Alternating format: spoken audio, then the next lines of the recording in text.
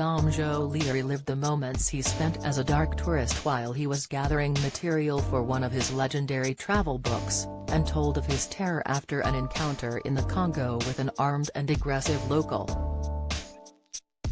He had been monster hunting in the Central African country, in search of the mythical Mkelembembe creature, but ultimately had a much more frightening experience in real life.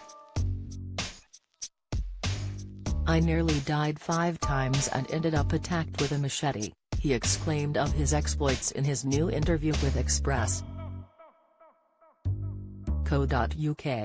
He had designs on visiting the lake that the monster was meant to inhabit, but ended up enduring a real-life monstrous encounter of his own.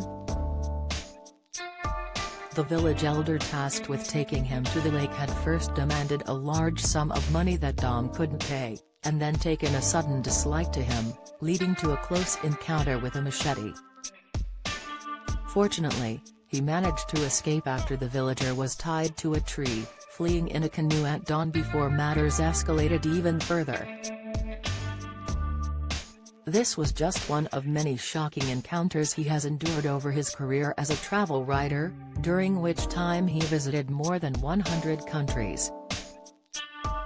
Dom, who is also renowned as a comic, has even visited the radioactive Chernobyl exclusion zone. However, his latest book will focus less on dark tourism and more on the crazy world of conspiracy theories.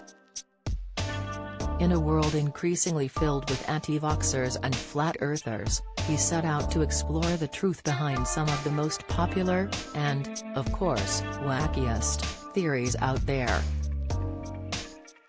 "I've met way too many anti-vaxxers for my liking," he shuddered. However, conspiracy theories have become part of the mainstream, and I thought rather than bash them, I'd meet up with some of them. He spent a night at the Camelot Castle in Tintagel, Cornwall, which he says is run by a conspiracy theorist, and exclaimed, "It's all the conspiracies you can think of under one roof. No one there has been vaccinated." The star added, "I also went to Finland to see conspiracy theories that the plane of Finland doesn't really exist, and went to Fogu Island, Newfoundland, to meet a flat-earther." His new book is due out in November 2023, and will be accompanied by a tour to promote it, called Wake Up, Sheeples. Followers can imagine that, in the far-flung danger spots he has often found himself in, having the option to reach someone on the phone would be of crucial importance to him. However, he went without his trusty device altogether for an entire weekend for a campaign in conjunction with Tesco Mobile. "I've linked up with the Trussell Trust to raise awareness about the importance of digital connectivity," he told us. Referencing the cost of living crisis, he continued, "Some people don't have the income to connect and go online."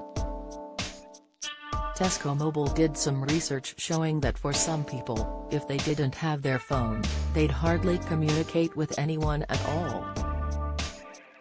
"It made me realize how much of our lives are centered around this small thing in our hands that we carry around. It's more and more impossible in society to function without one." Tesco Mobile is distributing data through the Trussell Trust's network of food banks as part of its Little Helps databank, and aims to connect 50,000 people facing financial hardship by 2025.